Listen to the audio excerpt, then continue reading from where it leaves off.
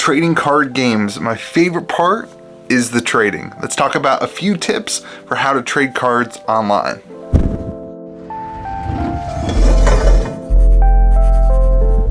Well, what is up everyone? Welcome back to Kitchen Table TCG. Hope you're having yourself a fantastic day, that you're finding some joy in something today. One of the things that I find joy in the most in trading card games is the trading aspect of card games. And I know that there's a lot of people going to leave comments like, why don't you just play the game? Whatever, I don't care. I personally really enjoy the art of trading, and I think that that is a fun part of the hobby that a lot of people really get into. So I want to talk about 3 tips for how to trade cards online.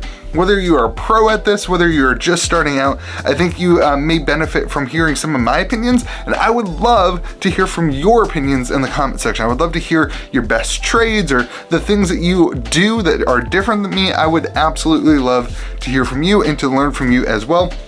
So first and foremost, I want to start this off before we get into my 3 trading tips. I want to start this off by you have to be very careful when trading online. There are plenty of scams, there are plenty of people out to get you, but if you just do your due diligence and if you just kind of start slow and don't go super big at the beginning, you will have an amazing time. And there are so many fantastic people on these Facebook groups, on the Discord servers, on the areas that are fun to trade with and that are that will just be, it's a rewarding experience. So you got to start off a little bit anxious about it, but then once you're kind of in it, you get a reference page going, you get some trust going. It's a lot of fun and can be a really rewarding aspect for this. So first and foremost, join some groups, ask your friends what groups that they may recommend for whatever trading card game that you're in, and then build a reference page and start right off the bat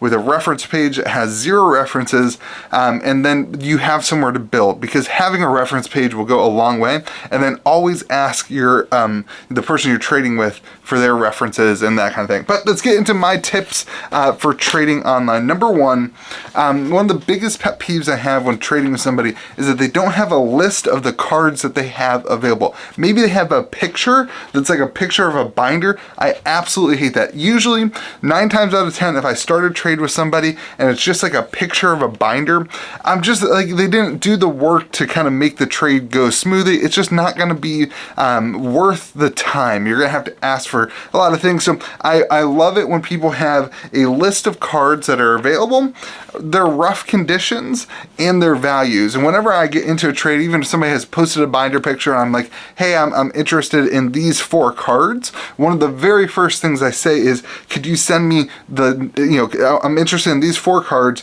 could you send me their conditions and what you value them at? Because if you get to that point, you can very clearly see where this transaction is going to go. If they take 3 days to get you a list of 4 cards with conditions and their opinion on their value, then you know that the trade's going to take too long. It's not going to be worth your time. It's just going to be, they're not going to respond to emails. Then you or messages, you might not then trust them. It's just like, it's a great starting point to say, hey, I'm interested in these cards.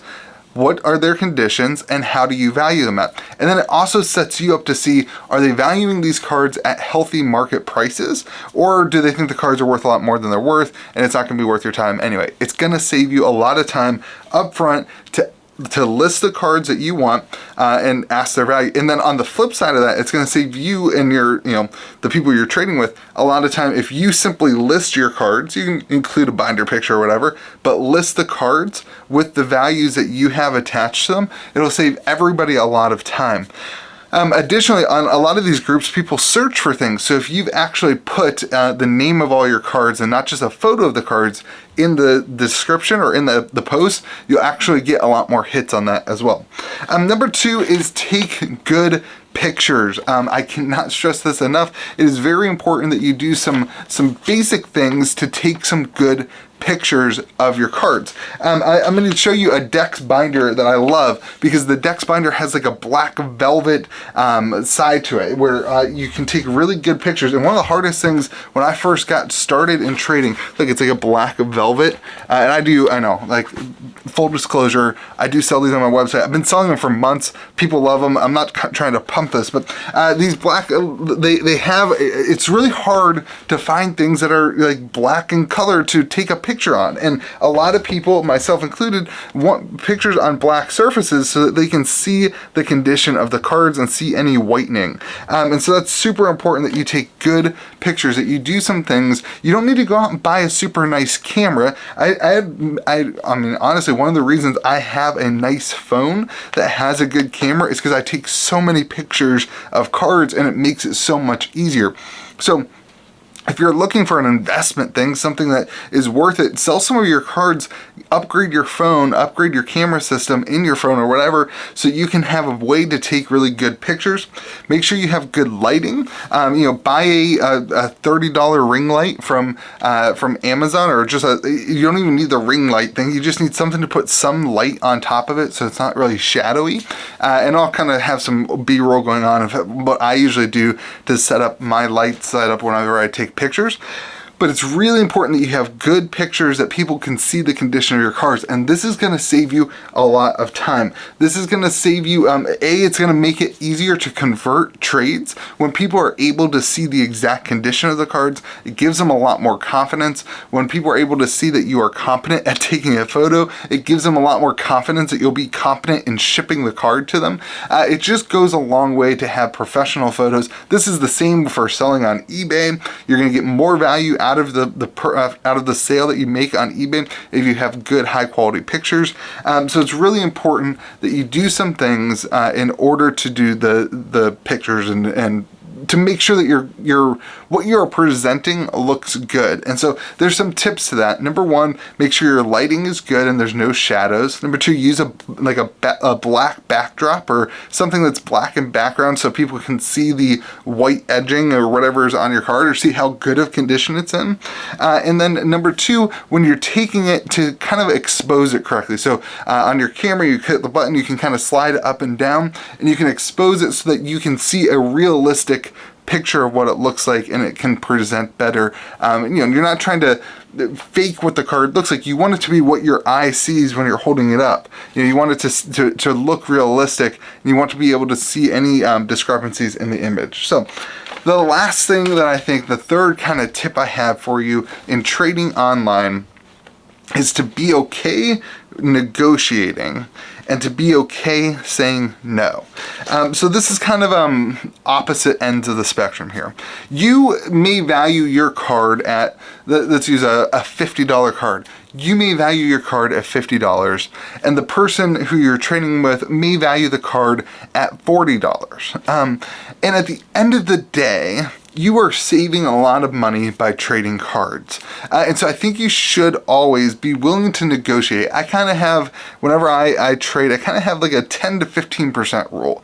If somebody wants to value the card at 10 to 15% less than what I'm saying the value is, then at the end of the day, if I end up selling that card, I'm going to be paying 10 to 15% in fees anyway, so I'm kind of okay taking that. Like, I'm kind of okay with being like, okay, this is, and then maybe I'll kind of cut them back on their side too and be like, okay, well, if you're going to value it this way, here's how I'm going to value it. Another thing I always do is try to use equal comp. So if they want to, and I don't really care what the comp is, if they want to use TCG Player low cost on their cards, then I want to use TCG Player low cost on my cards. If they want to use eBay last sold on their cards, then I want to use eBay last sold. Now this gets hard when you don't have that many sales of cards and that kind of thing. But I typically, that's how I do it. You have to be okay negotiating. And on the flip side of that, you also have to be okay negotiating to them and saying, hey, you're asking $50 and I really think the card's only worth $45. Would you do that? You have to be okay taking that step. And it's, the worst thing somebody can do is say no. And that's the side of this, is also be okay saying no and saying, nope, that's not how I value the card. Be okay walking away, taking a step back. And oftentimes, I would say 6 or 7 times out of 10, they end up coming back and they're like, okay, no, you're right, we can do it this way, and they end up coming back to you. And this is, I mean, you can get into high level negotiating strategies and all that stuff, but be okay negotiating, and then also don't rip yourself off. Be okay saying no, and don't get so in the weeds. One of the things I hate is when you're you're in the weeds negotiating with somebody and it's just never going well, and it's just like you can never finish the trade, be okay just being like, hey, my friend, sorry, this is just taking too long. I'm gonna move on to something else, and be okay just taking a step back and taking a step away from it. So those are my 3 tips. List your available cards with their conditions, ask for available cards with conditions and prices, take really good photos, use some resources, make sure you have a really good like black background that is not gonna catch a lot of the light and that kind of stuff. Be okay negotiating and be okay saying no. And then the last kind of, I guess it's 4 tips. Have fun. The best part, in my opinion, other than that you have something that you can play with and you can enjoy the game. Obviously in trading card games, the game part is super fun. But the best part about this hobby, all hobbies are fun. If you go mountain biking is a fun hobby, just like playing games is a fun hobby. In my opinion, the thing that makes TCGs, trading card games, so great is that you can also engage in this hobby of trading and in increasing your net worth by trading and trading a group of cards for one more expensive cards and setting goals. There is so much fun to be had on the trading side of trading card games, so step back and enjoy it and have some fun. I would love to hear your opinions. I would love to hear some of the best trades you've ever had, that worked out long term. The values were still equal when you traded, but then in 5 years you're way up. I would love to hear some of those trades from you, and I would love to hear any of your trade tips. I hope that you will remember to be kind to the people around you, especially those that you're trading with, that you would have yourself a fantastic day, and we'll see you again next video.